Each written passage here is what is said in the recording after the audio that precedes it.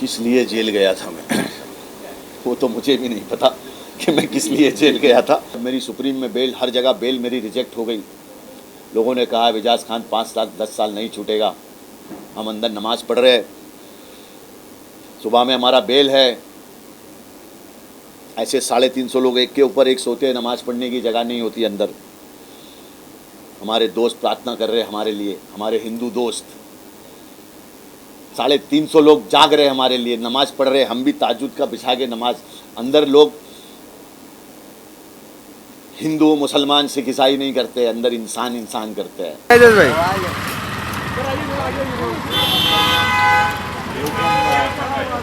एजाज भाई इधर आप, एजाज भाई यहाँ पे, एजाज भाई इधर इस साइड आइए भाई। एजाज भाई, एजाज भाई, भाई ब्रदर इस साइड भाई आइए। यहाँ पे, यहाँ पे हाँ तो ट्रैफिक जाम हो जाएगा। बस बस ओ ब्रदर, बस इधर ही खिलाओ मत भाई। बढ़िया भाई, मुझे मिस किया कि नहीं तुम लोगों ने? बहुत मिस किया। हैं? एजाज बहुत बहुत मुबारक। सबसे पहले आपसे ये जानना चाहेंगे ये पूरी मीडिया फ्रेंजी देख के कैसा लग रहा है? बहुत मिस किया मैंने ये माहौल को, इन लोगों को। अच्छा लग रहा है आज के ये लोग मेरे लिए आज भी खड़े हैं और मुझे सुनना चाहते हैं, मेरी बात को आगे तक पहुंचाना चाहते हैं। I am very happy. मैं आप लोगों का शुक्रिया करना चाहता हूं। Thank you so much everyone for coming and मेरी बात सुनने के लिए आपका बहुत बहुत धन्यवाद। एजाज सर, क्या आपके साथ गलत हुआ? क्या आप कुछ कहना चाहेंगे? आपके साथ कुछ गलत हुआ है? एजाज लास्ट 2 साल बहुत बहुत ट्रॉमेटाइजिंग रहे आपके लिए, आपकी फैमिली के लिए बहुत दुख का समय रहा।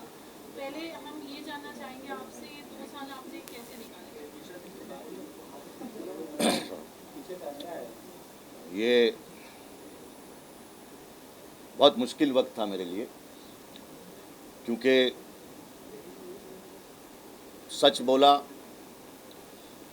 सच बोलने की वजह से, सच बोलने की आपको सबसे बड़ी प्रॉब्लम क्या होगी पता है? आपके अपने लोग भी आपसे दूर हो जाएंगे।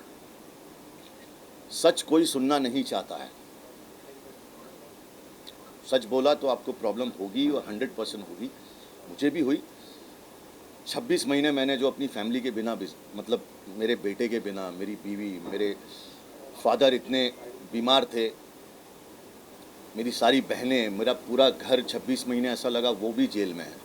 लेकिन मेरे पास अल्लाह ताला का ऐसा करम था कि मैंने अपने आप को संभाला अंदर, क्योंकि मुझे मेरी फैमिली के लिए, मेरे बेटे के लिए, मेरी बीवी, मेरे वालिद साहब के लिए, उनके लिए ज़िंदा रहना बहुत ज़रूरी था।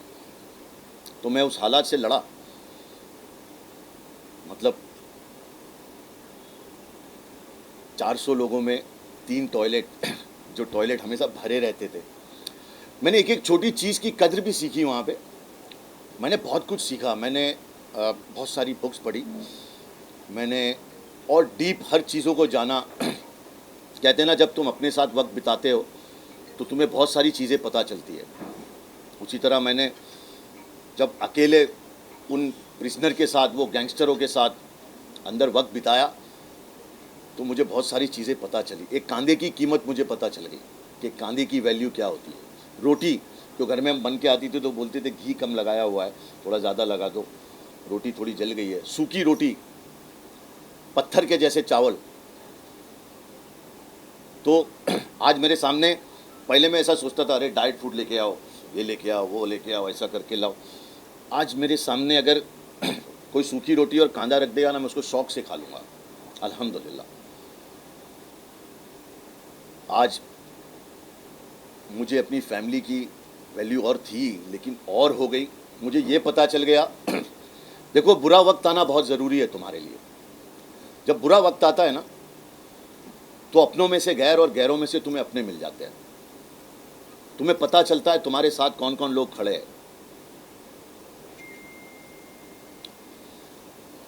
कि मुश्किलें लाख गुजर जाए, मैं मंजिलों से लड़ जाऊंगा।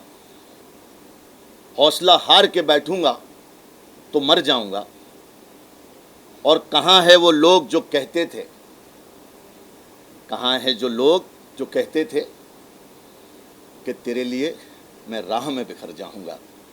तो कुछ गैरों में से मुझे अपने दोस्त मिले, और कुछ दोस्तों में से गैर मिल गए। जब बुरा वक्त आता है तो तुम्हारा साया भी साथ छोड़ देता है, और मैंने उसको महसूस किया है, उसको फील किया है। मेरे अपनों ने मेरा साथ छोड़ दिया था और कई गैरों ने मेरा साथ दे दिया। लेकिन खैर यही ज़िंदगी है, तुम्हें पता चलता है कि तुम्हारी कीमत क्या है, तुम क्या हो, तुम्हें क्या चाहिए, तुम्हें क्या करना चाहिए और तुम क्या कर रहे हो। मैं आज बहुत खुश हूँ। मैं, आपने देखा होगा मेरे एटीट्यूड में मुझसे ज़्यादा और आप लोगों से ज़्यादा मुझे कौन जानता है। एक चेंज, एक ठहराव मेरे अंदर आ गया और मैं उसके लिए बहुत खुश हूँ। मैं बहुत खुश हूँ। क्या जुर्म था आपके, मतलब किस लिए आप जेल गए हैं? किस लिए जेल गया था मैं वो तो मुझे भी नहीं पता कि मैं किस लिए जेल गया था, पर मैं जेल गया था। और can I have a towel और something? Alam, it's too hot. हाँ, टॉवल देना। थैंक यू यार।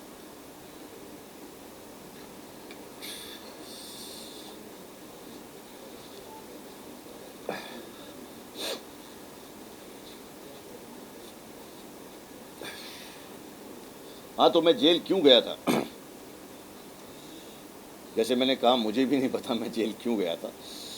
मैं एयरपोर्ट से आ रहा था और मुझे कुछ लोगों ने अरेस्ट किया और उसके बाद मुझसे कहा कि आपसे कुछ सवाल करने हैं, और फिर सीधा मैं जेल में था।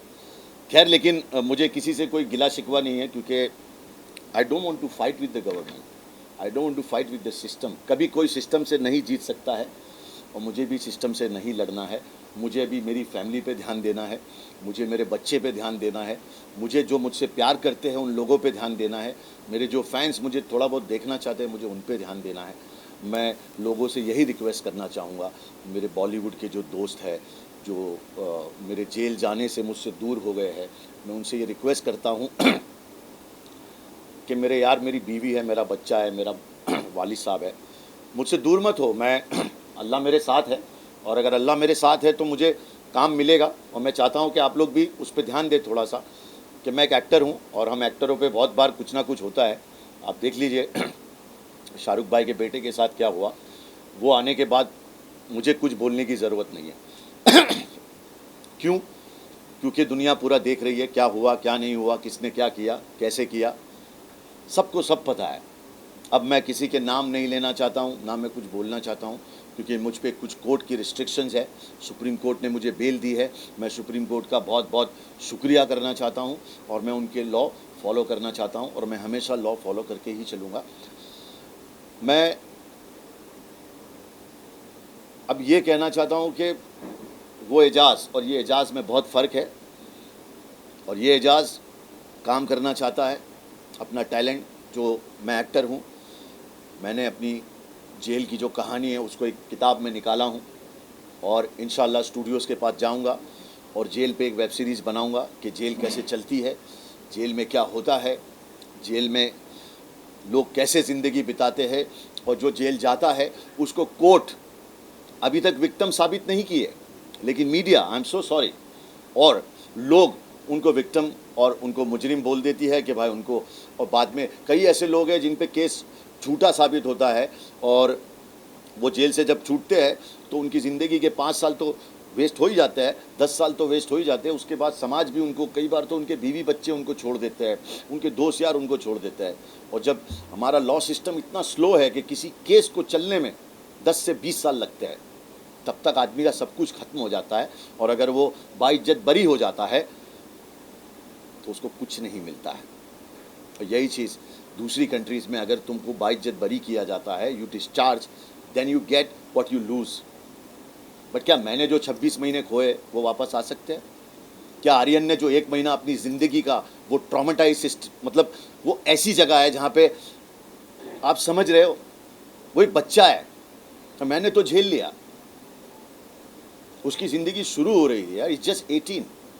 बाद में उसको 169 देते हो कि ये सब जो हुआ वो फेक था। आई मीन, किसी के ईगो के लिए किसी की ज़िंदगी के साथ खेलना इज़ नॉट राइट। इंडिया के लिए कानून कुछ बदलाव लाना चाहेंगे आप, ये जो बात कर रहे हैं उसके ऊपर? मैं क्या कानून मिनिस्टर हूँ मेरे भाई? बोल रहे हैं कि मतलब बहुत स्लो कानून है। रावल जी को आपको बोला तो experience हुआ नहीं कि इतना कानून बहुत स्लो चल रहा है, तो उसके ऊपर कुछ बदलाव होना चाहिए, नहीं होना चाहिए, लोगों की कुछ बातचीत करना चाहिए कि नहीं करना चाहिए? आपको तो अनुभव हुआ है कितना स्लो है। हाँ, मैं चाहता हूँ आप भी 1-1.5 महीने के लिए अनुभव करें, आप भी 78 रोड जेल जाए तो आपको समझ में आएगा। भाई देखो कैसा है कि कानून मेरे हाथ में नहीं है। वो तो हम भी जानते हैं, लेकिन कुछ बदलाव होना चाहिए कि नहीं होना चाहिए, ये मेरा सवाल है। कुछ आप दीजिए। मैं सजेशन ये देता हूँ कि हमारे बाबा साहेब आम्बेडकर उन्होंने संविधान बनाया, उस संविधान को फॉलो नहीं किया जा रहा है। बस वही मेरा मैं यही कह, अभी देखो उसमें मैं कुछ बोलूंगा फिर मेरे पे 2 एलिगेशन मार देंगे। आप मेरी भी बात को समझो। मैं दूध का जला हूँ, छाछ भी फूक फूक के पीता हूँ। एजाज भाई, जैसे आपने कहा कि आर्यन जो है बहुत छोटा था, हमने एक न्यूज़ पढ़ी कि आप मिले थे जेल के अंदर, क्या आप मिले थे? सच भाई में मैं कि- तो सभी से मिला ना। वो जेल में वहाँ कोई ऐसा तो नहीं है कि ऐसा रहेंगे। जेल में सब एक ही जैसे, शेर और बकरी एक साथ में पानी पीती है वहाँ पे। तो हम सब मिलते थे, सुबह बंदी खुलती थी। तो जितना मुझसे हो सका, देखो मैं पहले से अंदर था तो थोड़ा बहुत तो अंदर लोग मुझे जानने लगे थे। तो मुझसे जो भी हो सका, जो लोग भी अंदर आए, आर्यन हो या राज कुंद्रा हो, जो भी अरमान कौली हो, मेरी फर्टर्निटी के लोग थे। मुझसे जो हो सका मैं उनको पानी बिस्किट, अंदर तुम और कुछ नहीं दे सकते हो यार। लेकिन क्या तुम बाद में आए हो और मैं पहले से हूँ, तो मेरे पास कम से कम बिस्किट, वेफर, पानी ये तो रहेगा। और जब तुम आओगे तो देखो ये जेल कैसी होती है। परदेश, पता है परदेश तुम रहते हो, कोई नहीं होता तुम्हारा, तुम अकेले होते हो, सडनली तुम्हारा कोई आता है तो तुम्हें अपना सा फील होता है। क्योंकि अंदर सिर्फ आंसुओं के अलावा वो गमों का घर है, जिंदों का कब्रिस्तान है, वो दुश्मनों की खुशी है वो। तो दुश्मन भी ना जाए उस जेल के अंदर। दुनिया की सबसे क्राउडेड जेल है। 800 की कैपेसिटी में 4,500 3,500 लोग रखते हैं वो लोग। इंसानों को घेंटे बकरों की तरह सुलाया जाता है, एक के ऊपर एक। ये माइक रखी है ना, माइक ठीक से रखी हुई है। ये माइक तो फिर भी ठीक से रखी है, माइक से खराब आदमी एक के ऊपर एक सोता है उधर। खैर, लेकिन मैं तो यही चाहूँगा कि हर जो आदमी अंदर है उसे इंसाफ मिले, जल्द से जल्द मिले, क्योंकि उनकी फैमिली बाहर ख़त्म होती जा रही है। जिसने क्राइम किया है उसे सज़ा मिले, जिसने नहीं किया उसे। सर, हम जानना चाहेंगे इन 2 सालों में आपके सबसे ज़्यादा हेल्प कौन है आपके फ्रेंड फैमिली में? आपने वो सुना है कि जो करता है वो कभी बताता नहीं है। मैं जो सबसे बड़ा जिस आदमी का रोल है, मैं उसका नाम नहीं ले सकता क्योंकि वो चाहता नहीं मैं उसका नाम लूँ, लेकिन ऊपर वाला ऐसा दोस्त सबको दे। दूसरा मैं नाम लूँगा मीका सिंह। मीका सिंह एक ऐसा दोस्त, एक ऐसा इंसान है, वो किंग है वाकई में, जिसने 26 महीनों तक मेरी फैमिली को फ़ोन किया, उनको पूछा कि उनको क्या ज़रूरत है, उन्हें क्या चाहिए, और जो ज़रूरत उनकी थी उस आदमी ने उसको पूरा किया।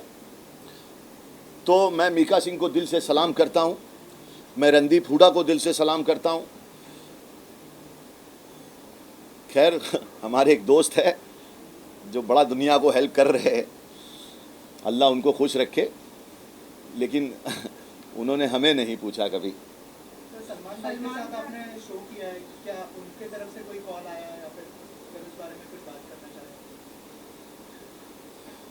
और ये जो आपने एक दोस्त का नाम लिया है वो सलमान, नहीं नहीं नहीं, सलमान भाई ऐसे शख्स है जो, और उन्होंने हमेशा सबकी हेल्प की है, मेरी भी की है। और ज़िंदगी में आज मुझे एक पहचान जो मिली है उसमें सलमान खान का भी बहुत बड़ा हाथ है। मैंने किसी से हेल्प मांगी नहीं। मैं एक चीज़ में बिलीव करता हूँ कि अगर तुम गॉड में, अल्लाह में, ऊपर वाले में यकीन रखते हो तो तुम्हारी मदद को ज़रूर आता है। तो तुम उससे मदद मांगो, ज़रिया वही बनाएगा। और उसने मेरे लिए जो ज़रिए बनाए वो आए, उन्होंने मेरी मदद की। जो नहीं आए उनको भी प्यार, जो आए उनको भी मोहब्बत। देखो, किसी ने मेरा ठेका तो नहीं लिया, पर जो आया उसको ज़िंदगी भर याद रखो कि तुम्हारे बुरे वक्त में कोई खड़ा था। और जो नहीं आया उसको भी याद रखो।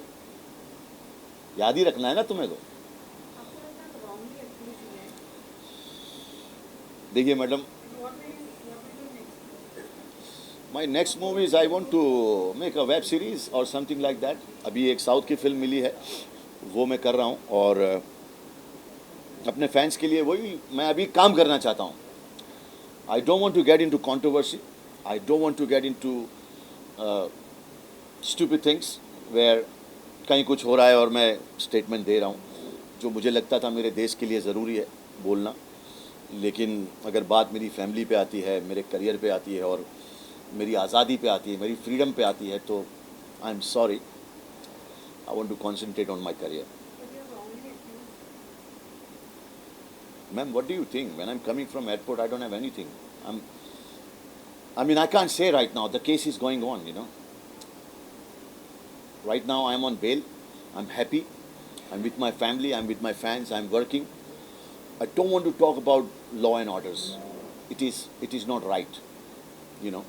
I want to talk about myself. You want to know something about me? I want to tell you what happened with me inside, how I survived, what I want to do, you know. Because it's lot of pain inside. मुझे 1 महीना लगा बाहर आके सब कुछ normal देखने में. मुझे समझ में नहीं आता था मैं क्या करूं. इतनी लाइट्स में हम लोग सोते थे, इतना क्राउड, इतने लोग आसपास, मतलब एक पागलपन सा था. मैं घर आया तो मुझे समझ में नहीं आ रहा था कि यार ये बाथरूम में मैं कैसे बैठूं. मैं ये रोटी देख के मुझे ऐसा लगता था ये, अरे यार ये कैसी रोटी है. मुझे वो सूखी रोटी की आदत हो गई थी. हम लोग कीड़े वाली दाल भी खा जाते थे, क्योंकि खाना तो है, कभी कभी दाल में चूहा निकल रहा है और ऐसा एक प्रिजनर लेके आ रहा है, चूहा निकला रे, चूहा निकला रे, और फिर हम उसका नाम रखते थे. आज नॉन वेजिटेरियन है, आज नॉन वेजिटेरियन दाल है, तो चूहे वाली दाल है. और दाल का एक और नाम रखा था हमने, पत्थर के सनम, क्योंकि दाल में इतना पत्थर निकलता था कि हम सब प्रिजनर लोग उसको निकालते थे और पत्थरों को जमा करते थे और फिर सुप्रीटेंडेंट को देते थे कि सर इतनी दाल में पत्थर, अरे इतने पत्थर निकले. अरे भाई हम मर भी जाए किसी को क्या परवाह है. हम लोग तो प्रिजनर है ना, हम लोग तो जेल में है. पता नहीं हमने क्या कर दिया है. अभी तक अदालत ने तो कुछ प्रूव नहीं किया है, पर लोगों ने हमको बोल दिया है कि हम मुजरिम है, हम पता नहीं क्या है. साथ ही आपसे जानना चाहेंगे, जिस वक्त पे आप जो आपका अंदर टाइम गया है, उस टाइम पे आपने बताया कि उसमें अरमान कोहली, राज कुंद्रा जैसे अन्य नाम भी वहाँ पे मौजूद थे. तो आप तो काफ़ी जिंदा-दिल इंसान है, आपने काफ़ी उसको मजबूती से उन सारी चीज़ों को झेला, लेकिन उन लोगों की तरफ से क्या प्रतिक्रिया थी उस टाइम पे, क्या कुछ वो लोग फेस कर पा रहे थे, उनके एक्सपीरियंस क्या थे आपके साथ? नहीं, राज कुंद्रा काफ़ी डिप्रेस हो गए थे और हालात काफ़ी ख़राब थे, लेकिन उन्होंने भी फेस किया. कुछ 10-15 किलो उनका वज़न कम हो गया था. बहुत तकलीफ़ उन्होंने भी झेली. आर्यन ने भी बहुत तकलीफ़ झेली. तकलीफ़ की जगह है यार, वो जेल है. मैं कहता हूँ ऊपर दुश्मन को भी ऊपर वाला नहीं भेजे, वो जेल है. और सबसे बड़ी बात, जब तुम्हें पता है कि अब तुम्हारी फैमिली अकेली है, तुम अंदर क्या करो, मतलब 1000 सवाल तुम्हारे दिमाग में रोज़ आएंगे और उसके सवाल के जवाब तुम्हारे पास नहीं, क्योंकि तुम्हारा माइंड है ना स्टक हो गया, बिकॉज यू आर लॉक्ड. ज़मीन पे सोना है, एक चादर है, वहाँ पे खटमल चल रहे हैं, यहाँ मच्छर है, इतने सारे लोग हैं, रहना है तुम्हें. रहा मैं. लोग जज तो ऐसे ही कर देते हैं ना, अरे भाई तुम, अरे कभी किसी के अंदर झांक के देखा है लोगों ने कि किसी की ज़िंदगी में क्या तकलीफ़ चल रही है, वो क्या सफ़र कर रहा है. लोग आजकल सोशल मीडिया पे किसी को जज करना, अरे हमाम में सब नंगे हैं यार. ऐसा कौन है जिसने कोई पाप ना किया हो. अच्छे काम करो यार, डोंट जज पीपल. यू नो किसकी ज़िंदगी में क्या प्रॉब्लम है, कोई क्या सफ़र कर रहा है, यू डोंट नो. तुम्हारी एक कमेंट से, तुम्हारी 4 गाली से उसको पता नहीं क्या डिप्रेशन. अभी मेरे जैसे लोग, आई डोंट केयर, अब मुझे फ़र्क नहीं पड़ता है, मेरा रॉक बॉटम है. अभी मुझे इससे ज़्यादा क्या गिराओगे यार, कि ना मैं गिरा ना मेरी उम्मीदों के मीनारे गिरे. ना मैं गिरा ना मेरी उम्मीदों के मीनारे गिरे, मुझे गिराने में कई लोग कई बार गिरे. और मैं हमेशा उठ के आऊँगा, बिकॉज आई बिलीव इन अल्लाह ताला, I believe in God. I am a fighter and I have a family to fight. I am an actor. थोड़ा बहुत ठीक ठाक भी दिखता हूँ, कुछ काम वाम भी मिल ही जाएगा, ऐसा तो नहीं है. तो बस मुझे अभी जीना है. और यहाँ पे तो अब ऐसा है कि बोला जो सच तो जहर पिलाया गया मुझे, और अच्छाइयों ने मेरी मुझे बदनाम कर दिया। तो I want to just concentrate on my career right now. काम की दिशा में मैंने आपसे कहा एक साउथ की फिल्म है, मैं बाद में बताऊंगा उस पर। I don't want to talk about, ताकि आप बाद में भी आ सको, मैं उस पर बाद में बात कर सकूँ, है ना। काम मिलेगा मुझे, कुछ अच्छे दोस्त हैं जो मुझे पसंद करते हैं, जो काम देंगे, और कुछ ऐसे लोग हैं जो नहीं पसंद करते, कोई बात नहीं, एक दिन वो भी पसंद करेंगे। पसंद करने में क्या है, यू डोंट हैव ऑप्शन। इंसान को अपने जो प्यार करने वाले लोग हैं उनको देखना चाहिए। लोग क्या करते, जो है उसमें खुश नहीं है, जो नहीं है उसके लिए दुखी रहते हैं। आजकल यही चल रहा है, आप देख लीजिए। अपने गमों से लोग परेशान नहीं है, दूसरे की खुशी से परेशान है। आज समाज में माहौल ये चल रहा है। अरे अपने गमों को देखिए, अपने गमों को भी भूल जाइए, अपने आसपास खुशियाँ हैं, अपने मामी डैडी, अपने वाइफ, बच्चे, अपने दोस्त जो तुमसे प्यार करता है। आदमी उसी के पास जाता है जो उसको धुक्कारता है, जो उसको झटका देता है। जो प्यार करता है उसको वो समझ नहीं पाता है। अरे उन्हीं को समझिए भाई, बाकी जाने दीजिए, अपना मेहनत करिए, काम करते रहिए, एक ना एक दिन आपका होना ही है, 100% होना है। जो आपकी ख्वाहिश है वो पूरी होगी, उस पर आप काम करते जाइए। और रही बात तकलीफ़ होगी तो ये आना जाना लगा रहेगा। मैं इससे बाहर आ चुका हूँ। मैं इसको एक पॉजिटिव में लेके इस पर एक वेब सीरीज़ बनाना चाह रहा हूँ, इस पर एक किताब लिखना चाह रहा हूँ अच्छे से, और लोगों को बताना चाह रहा हूँ कि मेरी ज़िंदगी में हुआ क्या।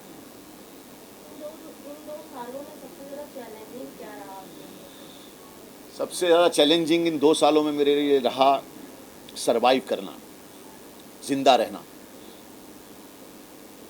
सवाल जहर का नहीं है, जहर तो मैं पी गया, तकलीफ़ लोगों को तब हुई जब मैं जी गया, और मुझे जीना था और मैं जिया। क्योंकि मुझे अपने आप के लिए जीना तो ज़रूरी था, लेकिन उससे ज़्यादा मेरा एक बेटा है, मेरी बीवी है, मेरे वालिद साहब है, और मेरे कई चाहने वाले जो मेरे लिए दुआएं कर रहे हैं। उनकी दुआओं का असर है। और मेरी माँ जो वहाँ बैठी है वो भी मेरे लिए दुआएं कर रही है। तो मुझे ऐसा लगता है मैं अंदर कुछ सीखने गया था और थोड़ा मजबूत होने गया था कि जब वक्त आए तो तुम किसी भी चीज़ के बिना रह सकते हो। क्योंकि आदमी आया अकेला, उसको जाना अकेला है, बस कुछ जिम्मेदारियां उसको निभाना है। उसके लिए मुझे ज़िंदा रहना ज़रूरी था, और मैं आपके सामने बैठा हूँ। ठीक लग रहा हूँ ना?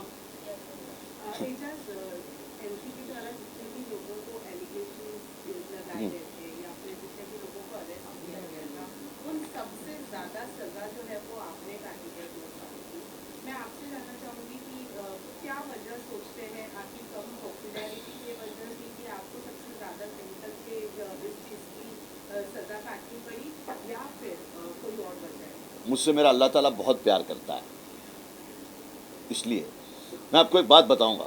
अल्लाह उसको उतनी ही तकलीफ देता है जितनी वो झेल सकता है। तो उनको पता था कि एजाज इतना झेल लेगा, 26 महीना एजाज झेल लेगा, बाकी और कोई नहीं झेल पाएगा बिना कुछ किए। एक दिन भी काटना बड़ा मुश्किल होता है। मैं किसी को ब्लेम नहीं करता हूँ, मैं ये सोचता हूँ उन्होंने मुझे भेजा था, या वो मेरे गुनाहों की सज़ा थी, या मेरी ग़िज़ा थी, या मेरे भले के लिए था। मैं अंदर गया, वो अल्लाह ताला ने इतना टाइम मुकर्रर रखा था, मैं वहाँ से आ गया।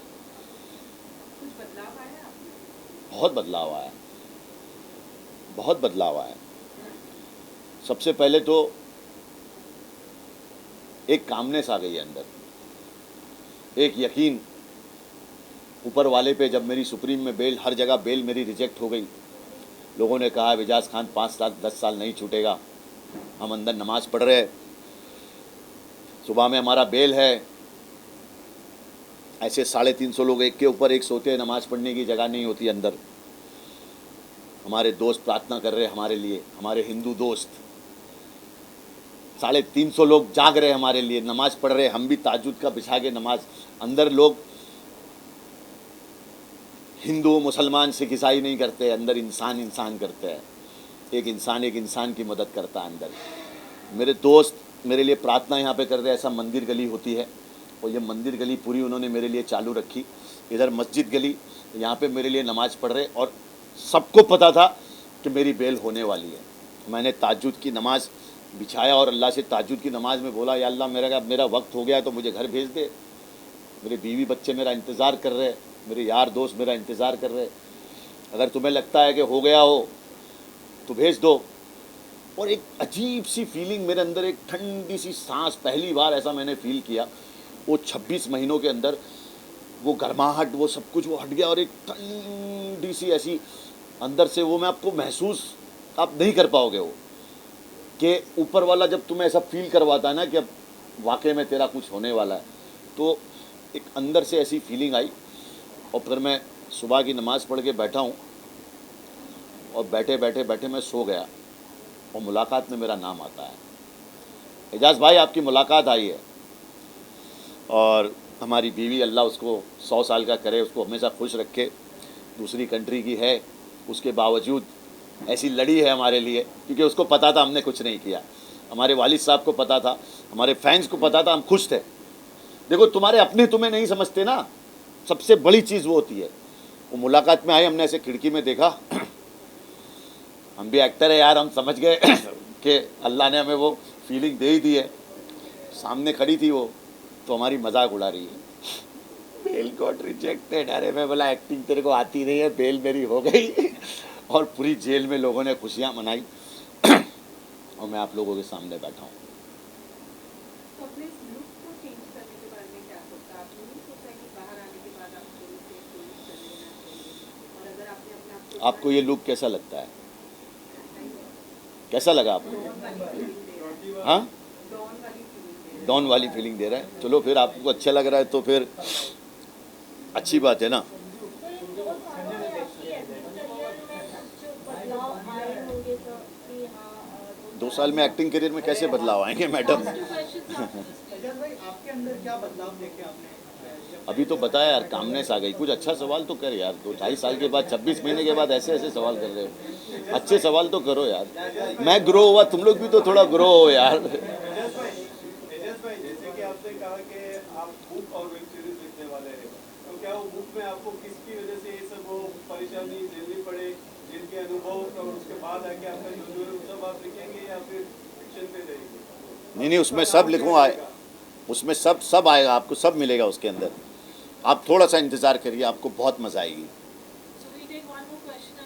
जेल से निकलने के बाद पहली क्या चीज़ आपने की? जेल से निकलने के बाद सबसे पहले मैं अपनी माँ की कब्र पे गया, जो 26 महीनों से मैं नहीं जा पाया। और वहाँ जाके मैंने दुआ की और मेरी माँ के गले लग के थोड़ा सा रोया। और उसके बाद घर गया और फैमिली के साथ अपना वक्त बिताया। सबसे पहले मैं अपनी माँ के पास गया। मैं लोगों से यही कहूँगा कि माँ बाप की इज़्ज़त करो, उनको वक्त दो। ये तुम्हारी सबसे बड़ी दौलत है। माँ जन्नत की सीढ़ी है और बाप जन्नत का दरवाज़ा है, वो चाबी है। मेरे यारों, माँ बाप की इज़्ज़त करो, जो तुमसे प्यार करता है उनकी इज़्ज़त करो। ज़िंदगी तुम्हारी बहुत सही हो जाएगी यार, बहुत सही हो जाएगी। Thank you so much.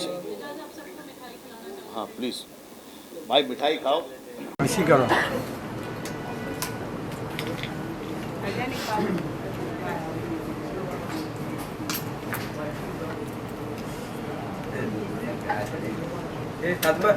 Durgesh भाई, रुको यार, खिला नहीं रहे, रुको आप खाओ। बड़े बात संभालना बड़ा मुश्किल रहता है मेरे भाई। लड़कियां पता नहीं कैसे संभाल लेती है यार। रॉकी भाई, हाँ? अरे रॉकी वो है भाई, हम ये एजाज है। और से सोचेगा मिठाई दे, बहुत बड़ा नाम है। छोड़ दूं? सोचना इसको। दुर्गेश को कट करो। लड्डू कौन खाएगा मेरे हाथ से पहले? मैडम पहले अरे जी क्या कर रहा है? फास्टिंग, अरे फास्टिंग आप खाएंगे मेरे भाई? लो भाई, आओ मेरे भाई।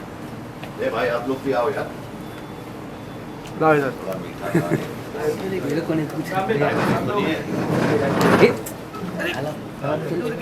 बेटा भी ऐसी बात है अभी यहाँ पे। अरे मैंने 26 महीनों से नहीं काटे सर। खाइए, पूरा खाइए सर, हटाओ सर, हटाओ। पूरा खाइए सर।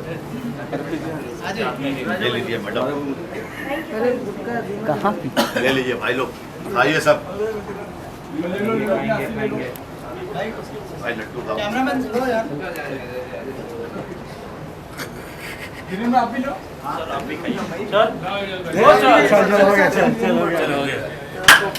क्या बात है, एक नंबर।